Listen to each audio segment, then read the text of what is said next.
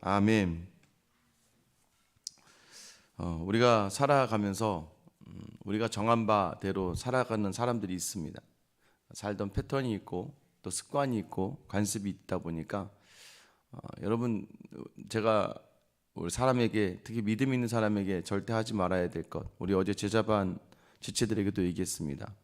나는 원래 그런 사람이야, 뭐 어쩌라고. 여러분, 이 말은 굉장히 교만하고 굉장히 자고한 말입니다. 왜냐하면요, 나는 이렇게 해서 이렇게 살았고, 자기의 인생의 순리와 원리를 얘기하는 거야. 그게 하나의 자기 인생의 논리가 되는 거죠. 난 이렇게 해서 이렇게 사는 거야. 그리고 난 이렇게 살았고 여태까지 이게 익숙해. 어쩌라고. 나는 원래 그래. 믿음의 자리에서도 이렇게 이야기하면요, 굉장히 교만해요. 왜냐하면 원래 그래, 나는 원래 그런 거야 했으면 우리는 절대 하나님 앞에 구원받을 수 있는 존재가 없어요.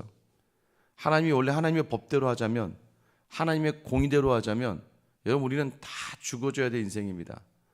하나님께서 자기의 정하신 그 공의를 우리를 위해서 자기 자신에게 그 징계를, 저주를, 그 모든 진노를 쏟아 부으셔서 우리의 모든 육신의 죄를 자기 아들에게 대신 지게 하시고 십자가에 달려 죽으심으로 말미암아 우리를 살려주셨는데, 원래 그러면 우린 다 죽어야 됩니다.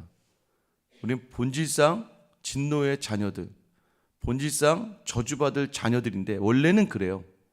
그런데 하나님은 그것을 바꿔주신 거예요. 그래서 그 하나님을 아버지라 부르고 예수를 주로 쫓아가는 사람들은요, 뭐만 보는 거예요? 오직 주님만 보고 나아가는 거예요.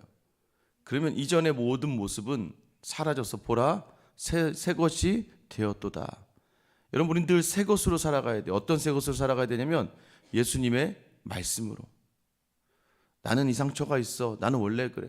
나는 우리 아버지가 그랬어. 나는 원래 그래. 여러분, 상처 핑계도 될 필요는 없습니다. 왜냐하면요, 예수님께서 이미 그 모든 걸 다 담아내셨다고요. 예수를 집중하고 가는 거예요. 사람에게 신경 쓰는 거 아니에요.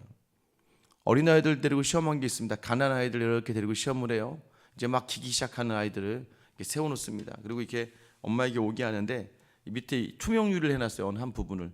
투명 유리를 했으니까 당연히 바닥이 보이겠죠. 바닥이 보이면 되게 깊어져요. 엄마가 막 오라고 합니다.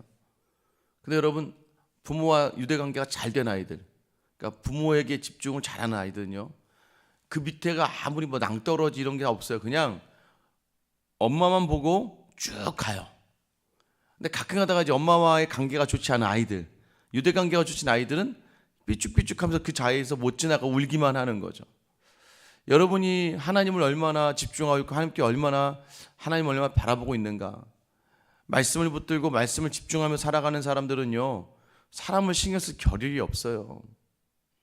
제가 TV를 자주 보는 게 아니니까 요즘엔 참 뉴스도 너무 재밌더라고요. 이렇게 하고 있다가 딱 보면, 한번 이렇게 식사를 하거나 뭐라 딱 보면 막 거기에 막 몰두하게 돼요. 그럼 저희 옆에서 아이들이 무슨 얘기하는지 하나도 안 들려요. 거기에만 집중하니까.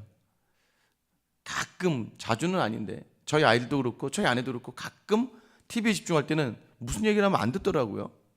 집중하고 있기 때문이에요. 믿음의 자리에서 여러분 왜 흔들립니까? 예수님을 집중해야 될 그 시선이 풀려버려서 그래요. 여러분, 왜 상처받아요? 주님께만 집중해야 되는데 옆에 사람들의 소리에 집중하기 때문에 상처받아요. 목사님 때문에 교회 안 나가. 어떤 성도 때문에 교회를 안 나가. 교회가 문제가 많아서 교회 안 나가. 분열이 돼서 교회 안 나가. 어제도 어떤 성도가 이런 얘기 하더라고요. 아내가 교회를 안 나간대요. 왜 안 나갈까요? 이전에 교회에서 봉사를 열심히 했는데 그 교회에서 막 싸우고 분쟁하고 다투는 걸 보고 교회를 안 나간대요. 이해는 됩니다만은 여러분, 그거는 핑계죠. 여러분, 왜 그렇습니까? 예수께만 집중할 수 있었더라면, 그래, 믿음이 연약한 거는 우리가 안타까움으로 안아주지만, 여러분, 예수께만 집중하고 예수를 주로 이미 시인한 주의 백성이라면 그 근본적인 원인을 어디서 찾아야 됩니까? 나에게서 찾아야 돼요. 교회를 옮길 수는 있어요. 저는 늘 말씀드립니다. 왔는데 이 교회가 내 신앙의 어떤 지향하는 것과 달라요. 예를 좀 다를 수 있어요. 그래서 교단이 많은 거예요. 장로교회도 100개가 넘는 교파가 있고, 뭐 큰 교단으로 따지면 순복음도 있고, 고신측도 있고, 장로교도 있고, 감리도 있고, 성결도 있고. 여러분, 여러 교단이 있는 이유는 뭔지 아세요? 그럼 여러분에게 맞는 교회 가서 신앙생활 하라는 거예요. 뭔가 교회의 그 어떤 신앙적인 그런 방향과 지향하는 바가 나랑 틀리면 맞는 교회, 거기에 머리는 예수님 아니십니까? 거기에 머리도 예수님이고 여기에 머리도 예수님이에요. 여러분 그렇게 하면 되는데, 그럼 교회 나가면 되잖아요. 어디든 맞는 대로. 그러면 좋은 목사님 찾아서 가면 되잖아요. 나는 그래서 알았어. 교회는 끝났어 이제. 여러분 그것은 마치 하나님은 끝났어, 예수는 없어 하는 것과 똑같은 거예요. 여러분 뭐에 놓쳤습니까? 예수님께 집중하는 법을 놓쳤다는 거예요. 우리가 10장이 처음 등장할 때 이 부자 청년이 등장합니다. 예수님이 모든 걸 버리고 날 따르라 했을 때 이 부자 청년 따라가지 못해요.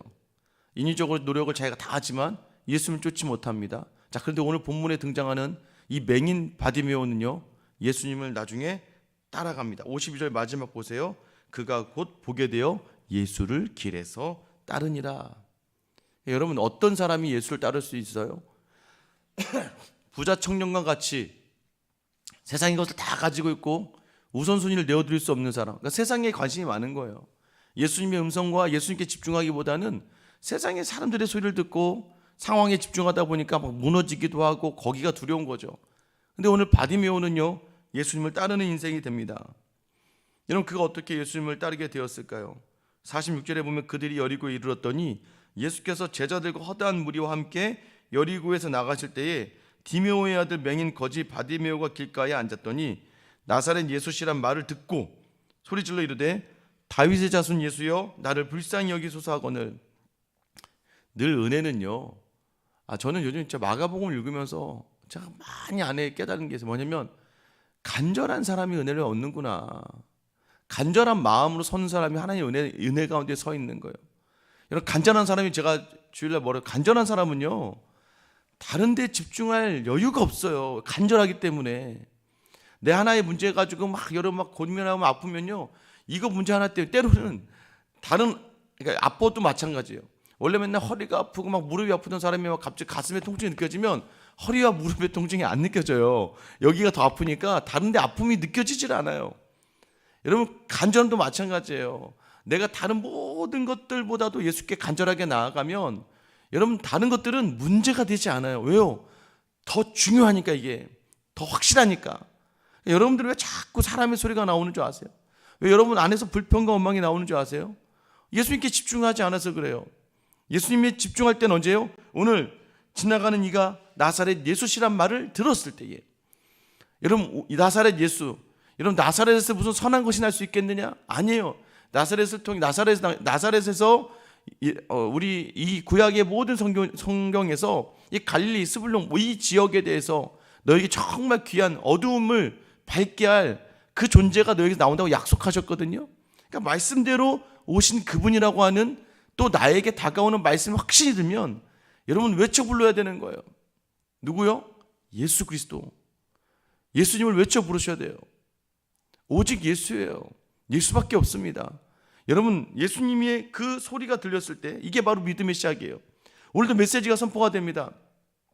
제가 메시지 선포되면 자꾸 다른 거 듣지 마시고 뭐 애기가 기억하더라, 다른 예화나 이런 게 중요한 게 아니라 오늘 나에게 예수님이 어떤 말씀을 주실까. 어쩜 우리 모두 새벽에, 여러분 우리가 이 새벽의 자리가 굉장히 고귀하고 귀한 자리지만 어떻게 보면 이 새벽의 자리는 여러분 굉장히 익숙해지고 굉장히 타성해져 줄 수 있는 시간이에요. 기도는 안녕하십니까 여러분? 여러분 기도 패턴 똑같지 않으세요? 월요일에 했던 그대로 그 기도, 화요일에 했던 그대로 그 기도, 입만 열면 나오는 주문처럼 외워지는 그 기도. 여러분 그 기도가 정말 간절함을 담은 기도일까요? 정말 주님 앞에 정직한 기도일까요? 여러분 거룩한 기도는 뭐예요? 오늘의 나를 말씀 앞에 비추어서 하나님 이 말씀을 보니까 내게 간절함이 없어요. 하나님 저에게 이 바디메오의 마음을 주세요. 오늘의 은혜는 오늘 바디메오를 통해서 주신 말씀이기 때문에 여러분 기도 시작했는데 어제와 동일한 기도가 왜 나옵니까? 오늘 말씀을 의지해서 기도해야죠.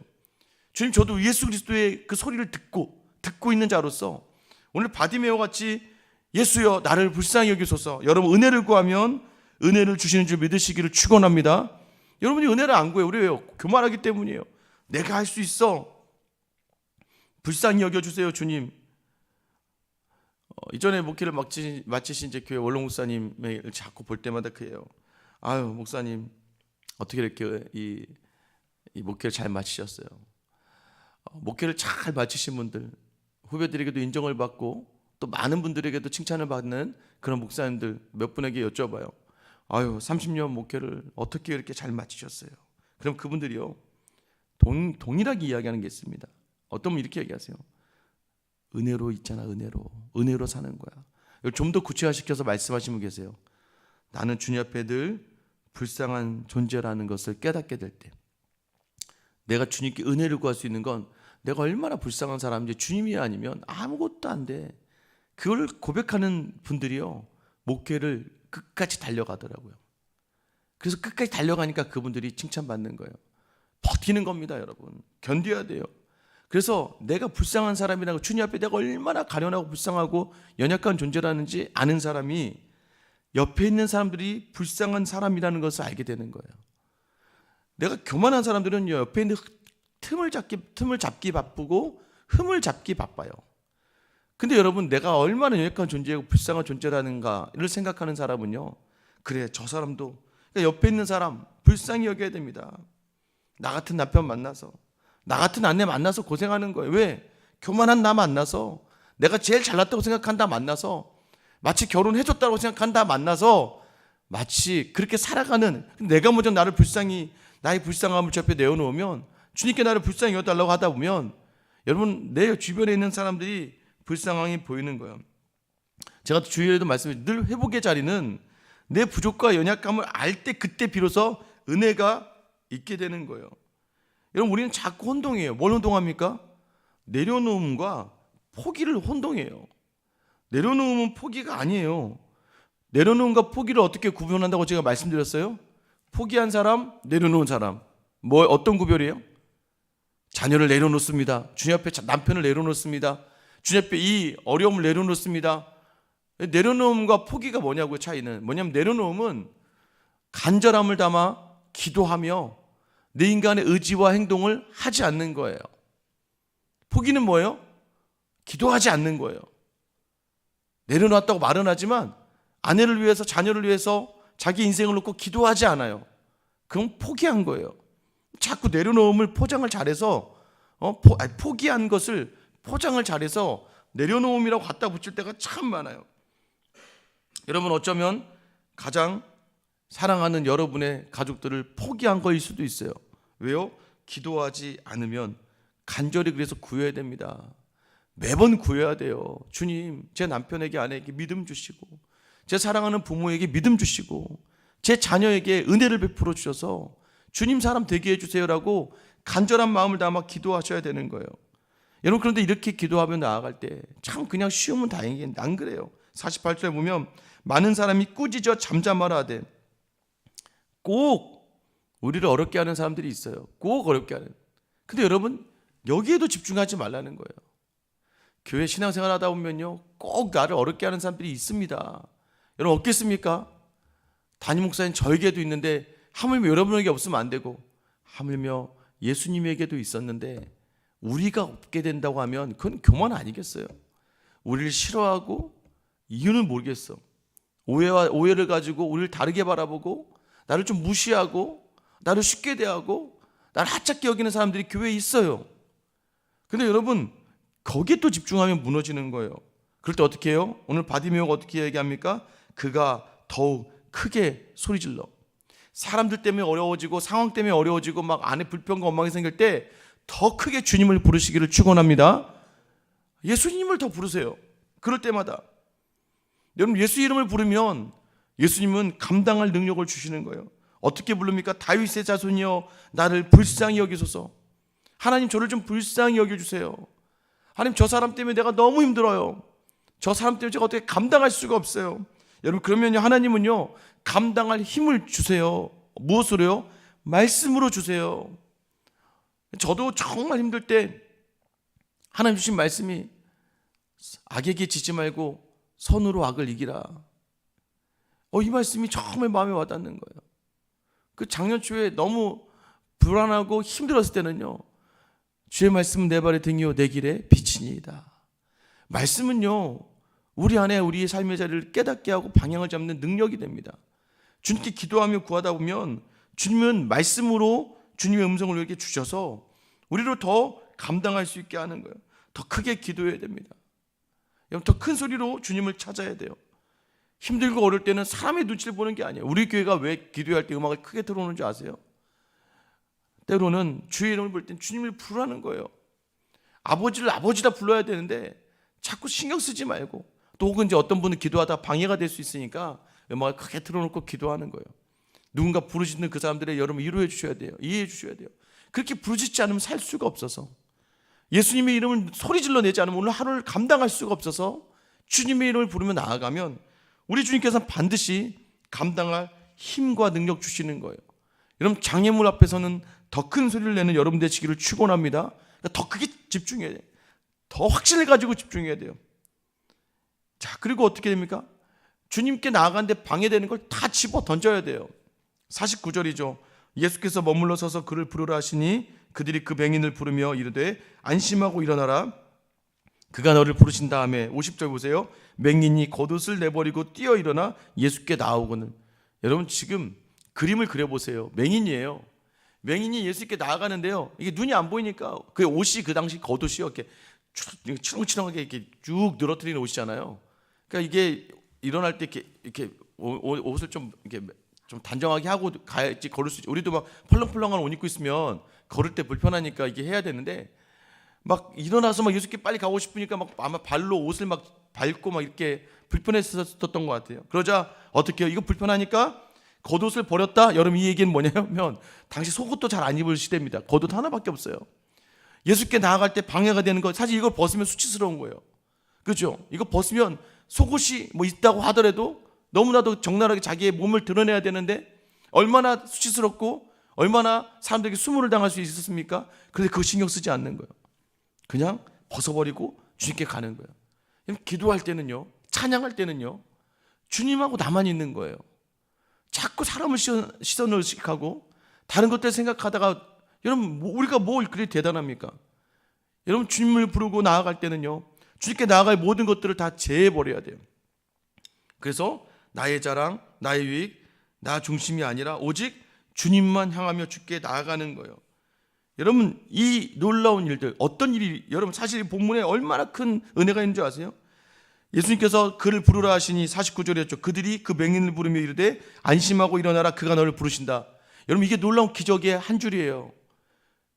모든 사람들이 그 전에 그를 꾸짖었거든요. 야, 너 조용히 해. 예수님 큰일 행하신데 어디 맹인 하나가 나타나가지고는 그저까지 나에게 수모를 주고 나를 향해서 나를 향해서 불평하고 화를 냈던 그 사람들이 이제는 오히려 나에게 뭐가 돼요? 위로가 돼요. 너 안심하고 일어나라. 여러분, 맹인 뛰어나갈 때 그를 누가 예수님께로 인도했겠습니까? 오늘 허다한 무리가 있는데 사람들이 길을 터주고 사람들이 그 맹인을 부축해서 옮겨주는 거예요. 이전에는 조용해, 가만히 있어 했던 사람들이 나의 조력자가 돼요. 여러분, 이게 바로 예수께 집중했을 때 예수님이 이루어주시는, 주님만 생각하면서 나는 저 사람하고 상대하는 게 아니거든요. 그래서 나는 주님 때문에 저 사람을 대하고. 여러분, 여기서 맹인이 그럽니까? 당신들이 나 조용히 하세요. 당신들이 똑바로 해. 당신들이 사랑이 있어 없어? 이렇게 얘기하나요? 안 하죠. 아무 말 안 해요. 그냥 버텨내는 거예요.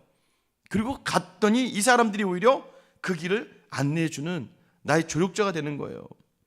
여러분, 사람을 향해서, 여러분, 사람은 다 그래요. 다 상처가 있어요. 아픔이 있어요. 내 남편도요, 몰라요. 여러분, 내 아내도 몰라요. 여러분은 어떻게 알겠습니까? 어제 밥을 먹다가 무슨 얘기를 하다가 저희 아내한테 야, 내가 엄마를 뭘 제일 잘 알아, 뭐 이런 얘기를 하다가 있었는데, 근데 저희 아내도 무심코 저희 아내 지나가다 한 번 툭 던진 게 있어요. 그래도 모르는 게 더 많아 그러더라고요. 툭 던진 한마디에서 모르는 게 더 많아. 제 인생의 반절 이상을 아내와 함께 교제하며 있었는데, 그런데 아내가 툭 던지는 말이 그래도 나에 대해서 모르는 게 많아. 생각해 보니까 그래요. 아내도 나에 대해서 모르는 게 많겠죠. 여러분, 무엇이냐면 내 남편과 내 아내와 내 자녀 또는 내 부모의 모든 자리에 상처와 아픔을 모르는 거예요. 여러분, 그 사람이 왜 그렇게 되기까지 그 인생에 어떤 일이 있었는지 우리는 감히 우리가 정리할 수 있는 게 아니에요. 그래서 왜 저 사람이 나한테 저렇게 하지, 저 나쁜 사람이다가 아니라 저 사람은 왜 저렇게 어렵게 살았을까, 뭐가 그렇게 꼬인 게 많아서 나를 어렵게 했을까를 이해하면 내가 주의 이름을 부르고 나아갈 때 그 사람과의 관계를 회복하는 자리까지가 믿음의 승리예요. 저는 여러분들이 신앙생활하면서 이 자리를 극복하고 정말 사랑으로 하나 될 수 있는 예수님만이 허락하여 주신 특별한 평안을 맛보길 예수님의 이름으로 축원합니다. 디메오라는 이름이 존귀함이라는 뜻이에요. 바디메오는요, 아버지가 디메오였어요. 아버지가 존경한다는 이름을 가지고 있는 사람이었어요. 그의 아들 바예요. 바는 아들이거든요. 존경받을 자의 아들. 여러분, 누구를 이야기할까요? 우리죠. 존귀하신 하나님의 자녀로 우리를 부르셨습니다. 우리는 그 하나님에게만 바라보며 예수님 이름만 부르며 나아가면 우리의 모든 눈을 뜨게 하시고 예수님을 따르는 제자로 온전히 세워주시는 거예요. 오늘 여러분의 다시 간절함이 회복되어서 우리 주님만 보자고요. 주님만 보고 나아가서 주님께 구하고 주님이 주시는 은혜로 주님 행하시는 일을 경험하며 오직 주님의 증인으로 살아내는 그 하루를 오늘 그 하루가 되기를 예수님의 이름으로 축원합니다. 기도하겠습니다. 사랑의 하나님, 오늘 주님을 바라보기에는 너무나도 많은 것들이 나를 어렵게 하고 장애가 됩니다. 아버지 하나님, 아프고 힘들고 지치는 이유도 어쩌면 내가 주님에 대한 시선을 놓쳤기 때문인 것 같습니다. 하나님, 여기서는 주의 이름을 부르지만 가정에 돌아가고 직장에 돌아가고 사람을 만날 때면 어느덧 나는 눈이 먼저 돌아가서 저 사람은 나를 어떻게 생각할까? 저 사람은 나보다 나은가 안 나은가? 사람들과 나를 비교하기 시작하다가 보니 결국 하나님, 주님을 놓치고 무너져 버린 우리의 인생 가운데 서 있음을 보게 됩니다.